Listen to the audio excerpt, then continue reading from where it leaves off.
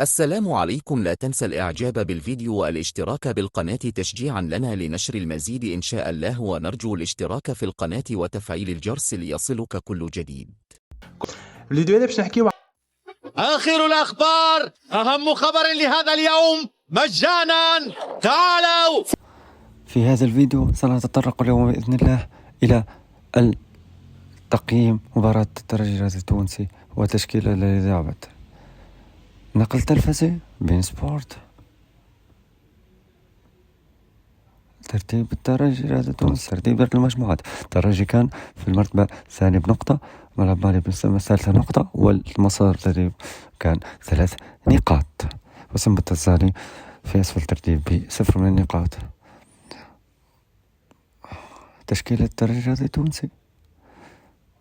تشكيلة الترجي التونسي عندها 4 غيابات أساسية، مثل إبراهيم كيتا على اليمين غايب، محمد توقع غايب، ويانساس والبلايلي لاعبين مهاجمين الرباعي الأساسي. نمر الآن للتشكيلة الأساسية لعبة اليوم. شيبين سعيد في حراسة المرمى، كقلبي الدفاع ياسين مرياح وجلاسي على اليمين، حمد الله على اليسار بن حميدة. مر وسط الميدان حسام تقى، أونيتشي أوكبيلو، وشهاب الجبالي شهباء.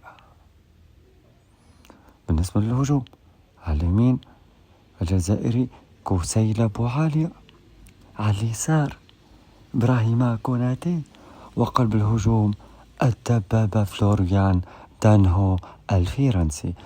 وفي الشوط الثاني يمكن يدخل أشرف الجبري إن شاء الله قدم الإضافة. تقييم لاعبي الترجي.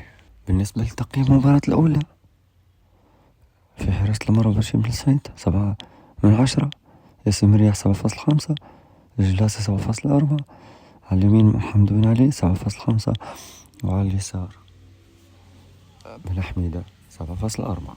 هذا بالنسبة لتقييم المباراة الأولى.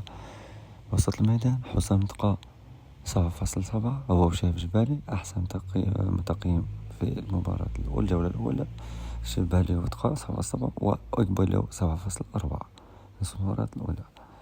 بالنسبة للهجوم وسيلة بوعالية 7.2، كوناتي 7.1، وفلوريان دانهو أداء سيء 6.6، وضيع فرص رأس جول في المباراة الأولى.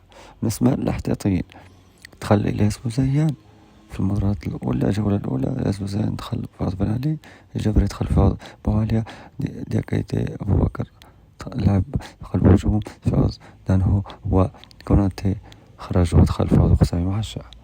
تقييم بوزيان 6.8، جبري 6.5، معشع 6.7، وأبو بكر دياكيتي 6.4. هذوما الاحتياطيين تقييم.